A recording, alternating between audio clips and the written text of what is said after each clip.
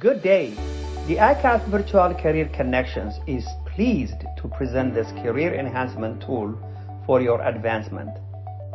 The topic of this session is Career Success Stories featuring Accelerating Your Progress by Marion Daishow and Martha Fulkang.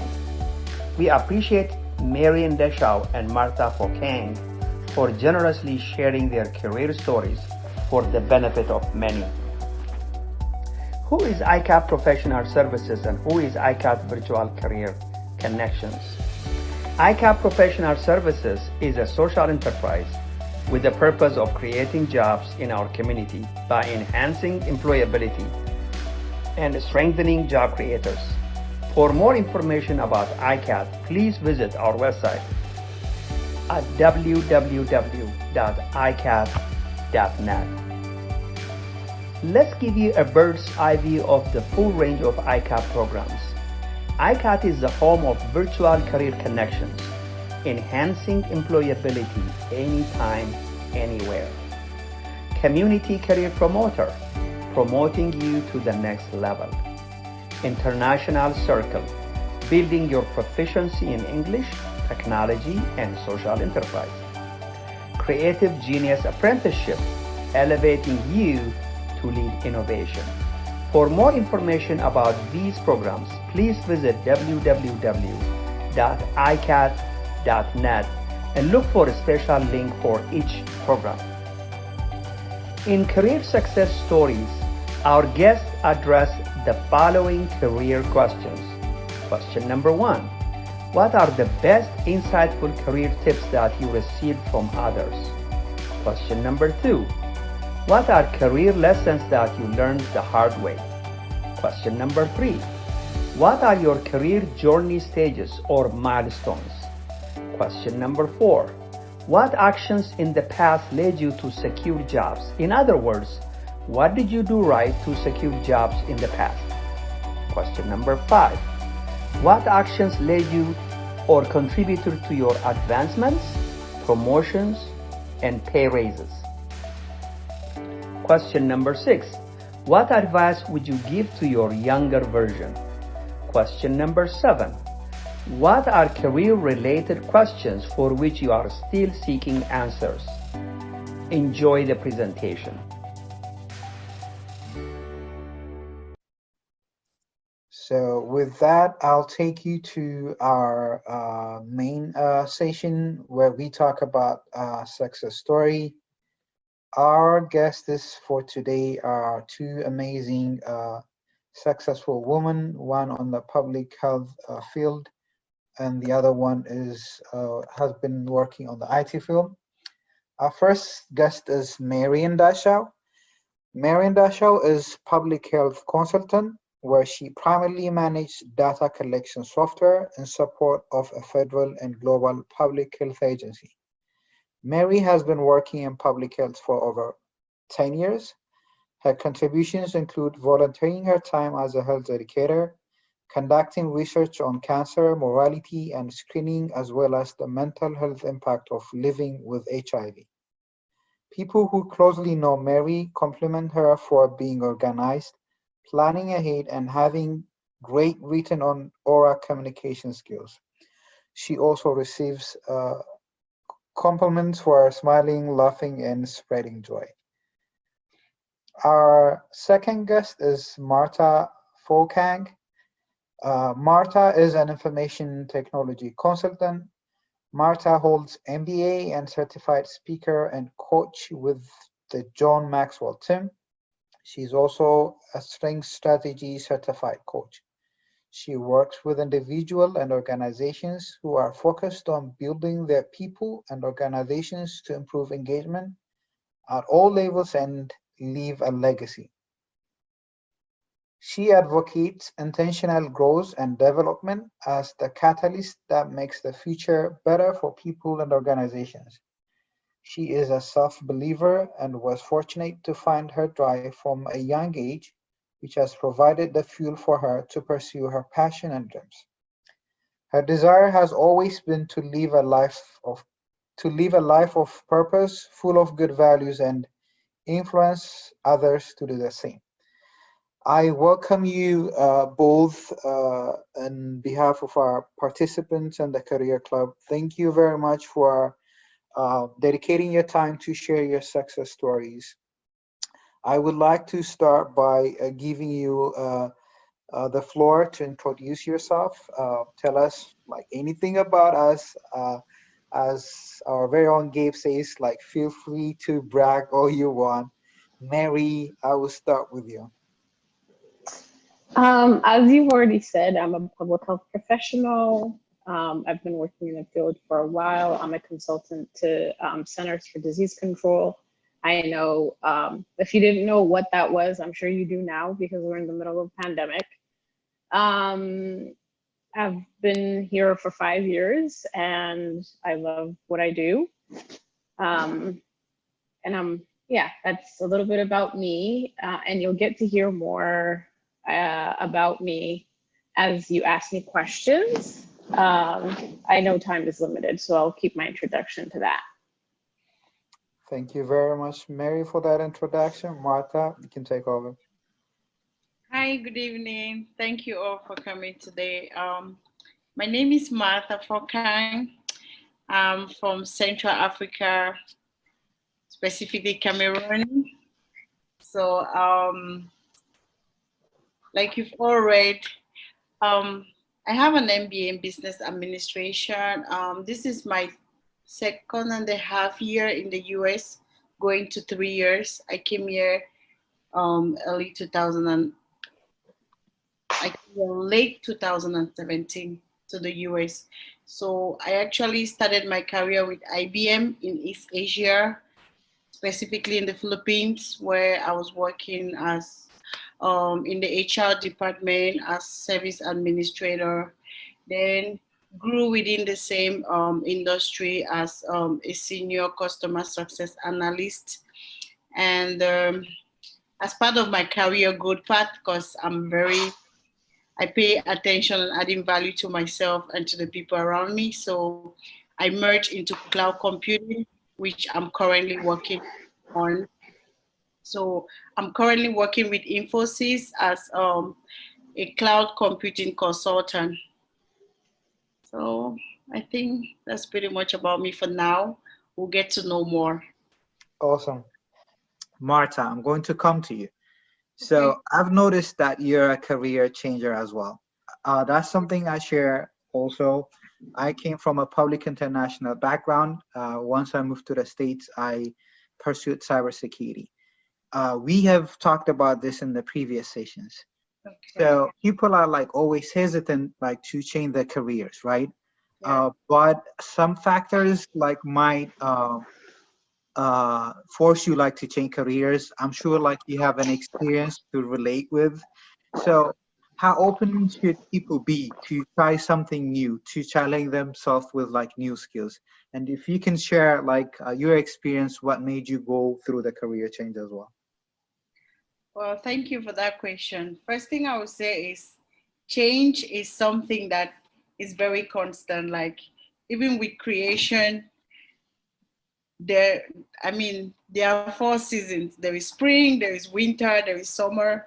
So things are changing. So for me, when I go to a country, like I try to take time to study the environment and see how I can fit in.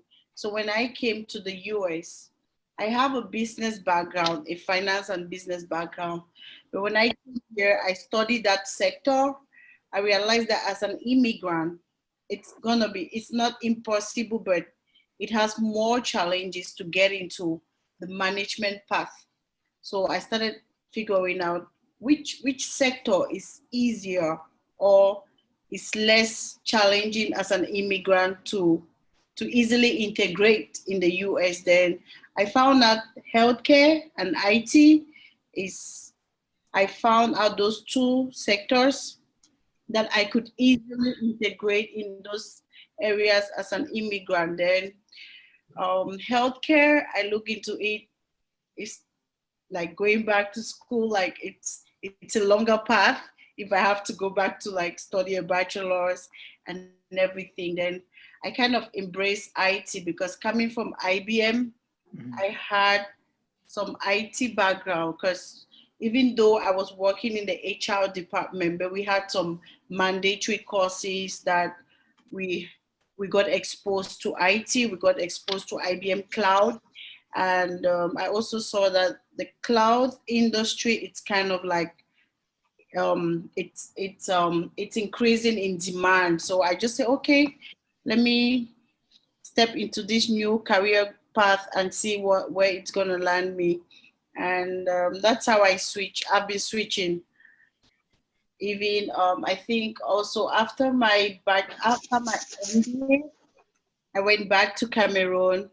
I was working with the firm. Then I decided to just switch and start my own business. So I started a consulting firm where I work with schools, with pharmacies, doing customer satisfaction survey. So I think always studying the season, the environment where you are, it's a factor. So you just don't have to be like, I only know management. So even if I'm in Cameroon, I'm just going to do management. Even if I'm in the US, I'm just going to do management.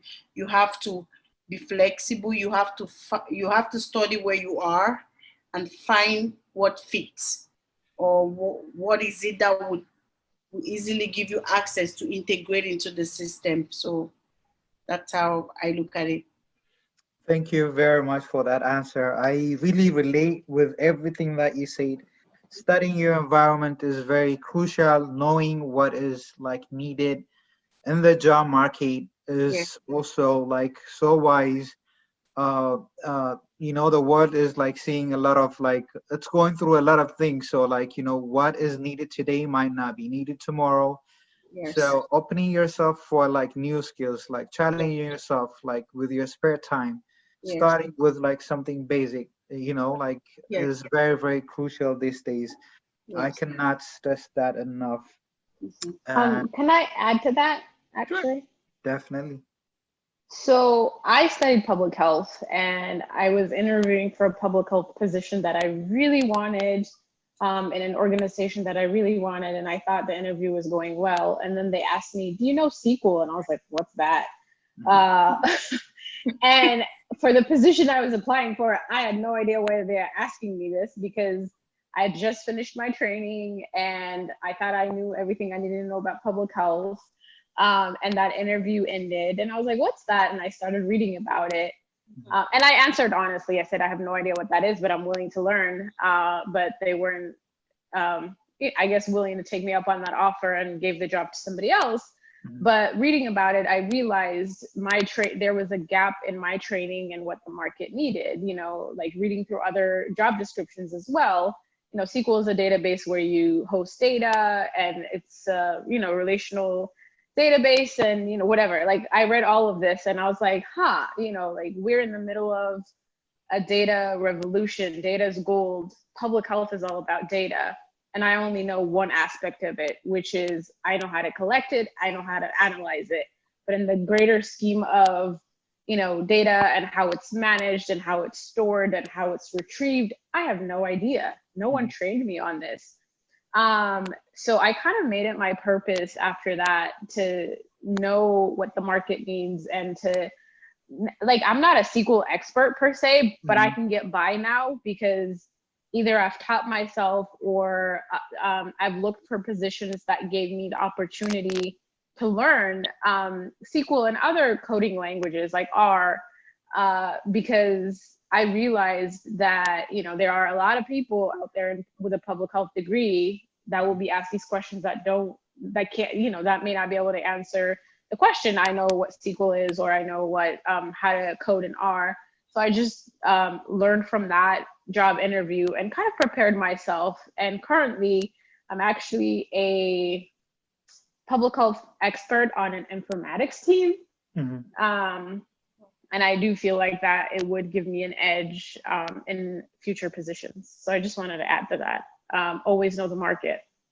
Thank you very much, Mary, for that. Like, that's a great story, like to tell people that, everything is not really that complicated. You just have to give it a chance, like be open to like new opportunities and skills and then excel in it.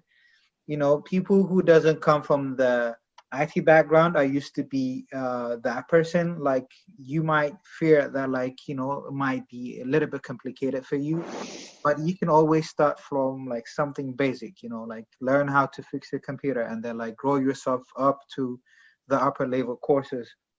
But it's really great to be that old. One thing I would like to add on that is I just had an interview recently, and it's an IT team. It's called a SOC operation team, and I kept telling him that like I came from a different background, and one of the managers said that within that SOC team, the one that really are doing good is people who did not have the IT background. So that really shows that, like, you know, like everything is learnable, and then you can even be better than those who has the technical background.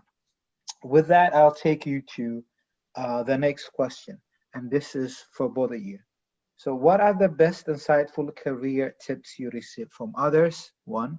The follow-up question to that is whether it's like in your industry or like it could be general. What are the career tips that you can give to our participants, or like for those who are listening to this session? I would start with Marta. Thank you once more. For me, firstly, I would say just find something you love or something you're passionate about. I mean, like, be it on a job, like let's say you're working somewhere, you need to find something that you love about that job.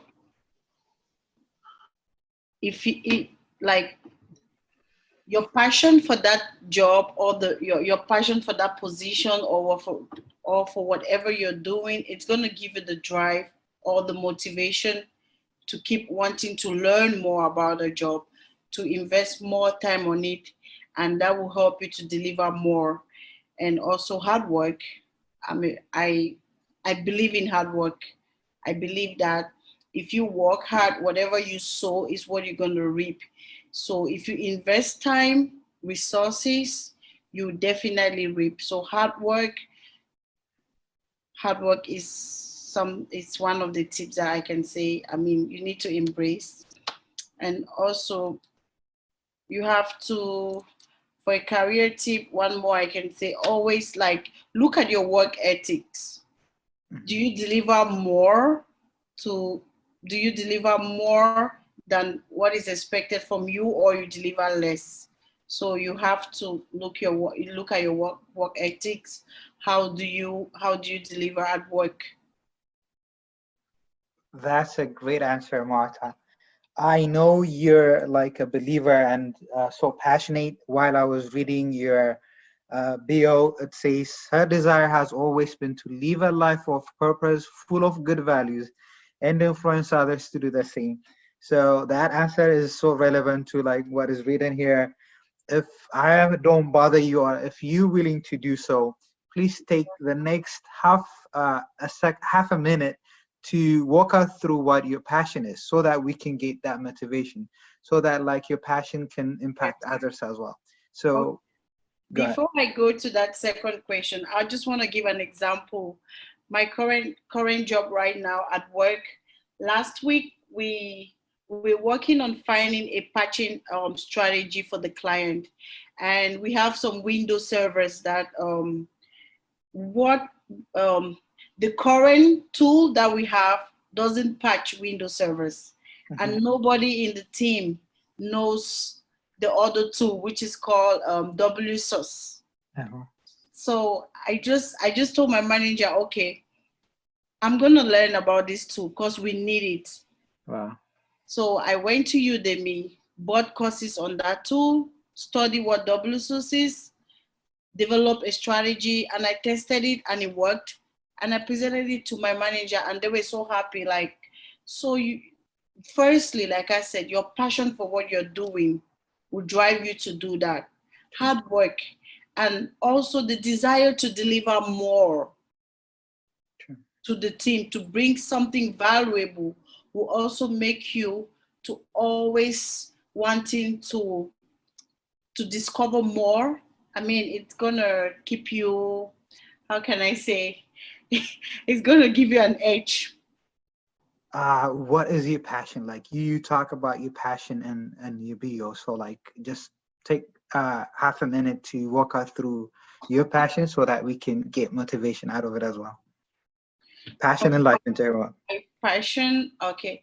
My passion comes from my background, from where I came from. So I am the fifth girl. I am the last from fifth. My mom has five girls. So I'm the last girl. And being an African lady, just having female children, it has its own negative side. So my mom was like, I think my dad's family kind of rejected her. You know, you're only having girls, and in those days, girls were not like valuable. When when you're married and you only have female kids, they see it like a loss, like you don't have a male child.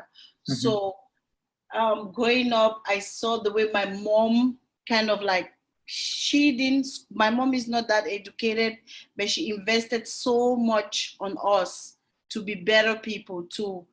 She gave us everything, all the education that she couldn't have. She said, you need to be educated, you need to study, you need to be at the top of everything. So I grew up knowing that I have to be the best. Wow. So that is where my passion came from. I'm passionate about adding value to people. I love to see people grow. I love to see people becoming the best version of themselves. I love to see people like help them unlock, like detach them from their limiting belief system. Those are the things that I'm passionate about. And because I'm passionate about that, it permits me to also be adding value to myself, because you can't give to people what you don't have. So I'm constantly adding value to myself because I know at the back of my mind that I need to be adding value to others. Thank you very much, Martha. Like that's a great story. That's a lot that we can learn from. Mary, I'll go to you with the questions just to remind you, like, what are the career tips that you received from others that are very insightful, and what are the tips that you can give us generally, like for all of us? So career tips that I got that I felt that supported me. I remember one of my mentors told me that, I should focus on being a critical thinker and a problem solver. A lot of times people get like a technical training, but that's not what you do forever. That's just the basics of what you know, but you have to be able to think about things in a bigger picture and solve problems in a bigger picture.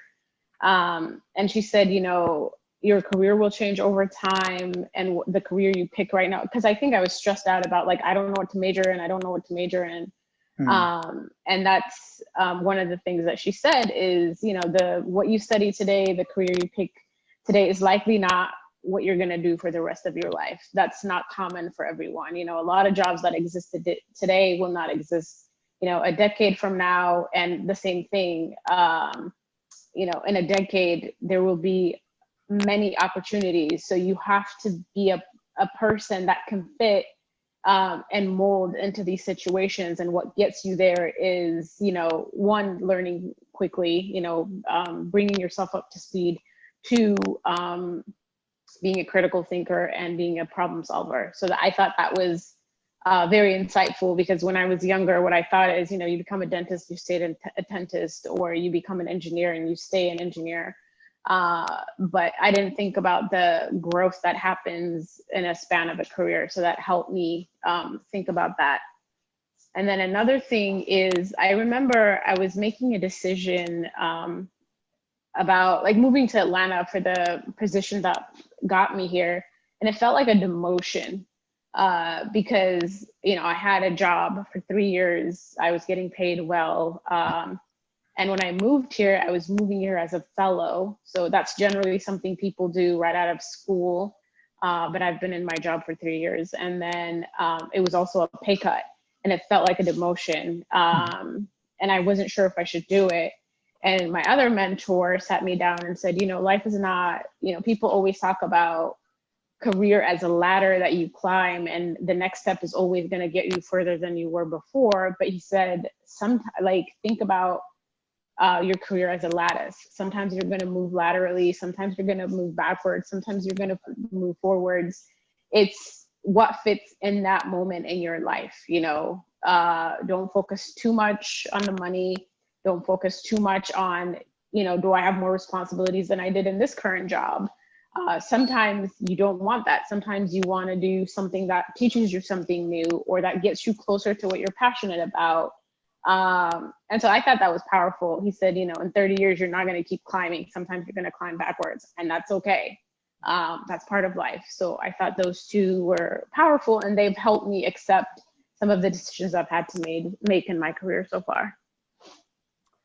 Those are very insightful and important tips. Just a quick question. You mentioned about critical thinking and problem solving, and those skills are required in almost any type of position. So these two skills, is it something that you work on, or is it inborn, like you're born with it? So if you don't have it, like what are the methods or approach that you can follow in order to improve yourself on it? Like, is there anything you can advise out on that? What I've learned in life is, I don't know if some people are generally like better aptitude for certain things versus others, but there's nothing that you can't teach yourself. I truly believe that. To be critical thinker, I would say, there's a lot of resources out there. Read. One thing I've done in the past is I wrote a list of things that, maybe this will come in the next question, but I wrote a list of things that I considered a weakness for myself, or that I could do better in. And I found a book about each thing and read about it. And if critical thinking is not something that doesn't come naturally, I'm sure there's probably 10 books out there about critical thinking. You can find the best one and read about it. And once you read a book, I would say, try to implement it in daily life. Whether you're in a meeting, if there's a perspective, is there a perspective somebody's not bringing up? And a lot of times new skills that I'm learning, I try to practice in low stakes situations, not like when I need to bring my A game. It could be in my personal life, or it could be in, low key meetings at work, that I could try to see like, okay, that's something I read. Can I implement it here? So that would be my suggestion. Continue to learn. And if you think you're not good at something, go get a book about it, or get a library book. You don't even have to pay for it, really. Yeah, awesome. So like most people think growing or like improving their professional skills, but yet again, like, you have to grow as a person. Your personal skills are as important as like professional skills, right? So as you've mentioned, like reading books, or like, using or utilizing different resources to work on yourself, to work on your weaknesses, because like I believe we're a work in progress. So I say that like that's very essential to grow as a person and like do good in career as well. With that, I'll take you to the next question. So this is for both of you again. What are career lessons that you learned the hard way? And feel free to take the next 2 minutes to answer that. Martha, I'll go with you. Thank you once more. Well, one of the major lessons I've learned the hard way is learn to build relationships at work, healthy relationships. Like if you're at the place of work, you should have a good, healthy relationship with your manager, with your colleagues, because somebody might speak about you somewhere where a decision is to be made. Let's say there is promotion, or they might need somebody to occupy a certain role. You're not there. Somebody has to speak on your behalf. And the person who speaks on your behalf positively is the person that you have a healthy, positive relationship with. So I didn't know that before. I just focus on my work. When I go to my place of work, I focus on delivering just focus on doing the work. I don't talk to people. I don't build relationship. No, now as I've grown, I've learned that it's very important to build positive and healthy relationships at work. Even if you're leaving the company, they call for background check. Your manager should be able to say something nice about you, or a colleague or a supervisor should be able to say, oh, wow, Martha, she's this, she's that, she's, like give a positive reference. So learn to build a healthy relationship with your manager and your peers is one of the lessons I learned the hard way. Thank you very much, Martha. I suffered with that problem as well. I did an internship with this nonprofit company where I really struggled to learn the culture. Like as you mentioned, like I came from a different background. I moved from Europe, and the American work setting is totally different. Yes. So if you don't come out of your shell, people will start thinking that you're weird or not, you're Yes. not approachable. And I've learned that in a hard way as well. They Yeah. put me for this position. They have. I got interviewed for it, and then I did not get the job. And I asked them why, and they were like, "Well, you answered every question right, but you did not talk about the job that you did with us." For me, I'm like, you already know what I did. Like, you're my direct supervisor. So what's the point of like bringing that up in the interview, being modest, But Yeah. that worked against my advantage. And, you always have to be able to work towards like learning new cultures as well. Mary, feel free to answer this question. I guess my answer is also going to be very similar to you guys. One thing I learned is that what works at work. You learn a lot in school, and I don't know. I feel like maybe I applied 20% of it. The rest of it is your temperament as well as the soft skills that determine how far you get in life. How well you communicate with other people. This includes building relationship with other people. And it's also like knowing your strengths and weaknesses. For as long as I can remember, when I was a student, a lot of my mentors and professors told me that I needed to be more assertive. I didn't know what that meant. And that didn't click for me until I was maybe, 3 or 4 years into my career, or 5 years into my career, actually, about 3 years ago. And it clicked, and I realized how it affected me, not being assertive. Like, I don't talk about my achievements. I don't, I don't talk a lot, so I don't get noticed at work. And so this affects whether you get promoted or not. And this also affects your personal life. Being assertive is basically being able to set boundaries for what works for you and what doesn't. Let's say at work, your manager keeps on piling work and you're just taking it on and you're taking it all, you're going to drop the ball at one point because you're taking on more than you should. So at some point you have to be able to say, hey, no, like I have enough on my plate. Can you get somebody else to do it? Or, it's 5 o'clock on a Friday and somebody's like, you have a minute. And you're like, actually, set up a meeting on my calendar. I was not able to say these things. And I would do things begrudgingly. And I'm sure that attitude, that energy comes out, right? So knowing what yes is internally for me and being able to externalize that and say that and communicate that in a way that still kept my relationships positive, I thought was a game changer for me. My next question would be, what actions in the past led you to secure jobs? In other words, what did you do right to secure jobs in the past? Martha, feel free to answer that. Well, thank you.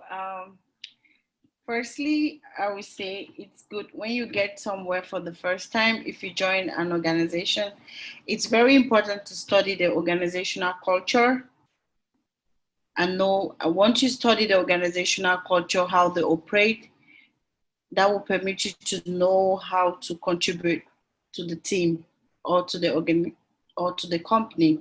So you have to, one of the action, whenever I go to a company, I take a few weeks, I just stay quiet, just observe and study how they operate. Because every company operates in a different way, or every team. So when I come to a place, I come to a company for the first time, I just observe, study, and learn their organizational culture, how they operate, how they do things. Then now I know how to fit in and contribute to the company. And one other action that I intentionally focus on is I do not let other colleagues' poor morale about their job influence how I do my job. Because it's very common when you go to a place of work and people just start saying, oh, this manager is like this, I don't like this job. That's their perception about their job. So you don't let their poor morale or their values about how they perceive their jobs affect or influence you, how you perceive your job. Your goal is to love what you do and make sure you deliver the values you are paid for. Great answer, Martha. Mary? So this goes back to something we've already spoken to earlier, which is, always updating your skill, knowing what the market needs. But on another level, what has led me to secure jobs is that understand the current circumstances that you're in the world. I can give you an example for myself. I graduated in 2008, which is during basically an economic meltdown. And, I couldn't even get a job as a barista. And I used to be a barista in the past, so it was pretty bad. And so, I applied to many things. I kept getting rejected. And finally, I landed an AmeriCorps volunteer position, keyword being volunteer. And I used to live in Seattle, and the position was in Washington, D.C. And by the time I got this volunteer position, I was a teller at a bank, and I hated every minute of that job because I never wanted to be in customer service, but it was paying me, and so I can pay my bills. And so I had to make this decision. I have this current job, and if I continue to do it, I'm going to go further away from what I want in my career, or there's this opportunity that's volunteer that would get me, closer to positions that I would like in the long term. So I have to be considerate of our time, but I don't think our business here is not done. Both of you, I'm sure you have a lot of stories and insightful tips that you haven't shared. I really, really hope that I will have you back on the station soon. Please, I'm literally begging you guys, this is the best session I've had in a while. Thank you very much for your time. Thank you for taking the time to watch these career success stories. More career resources are available at this channel. We greatly appreciate receiving your feedback in the comment section for our future improvement. Make it a fantastic day.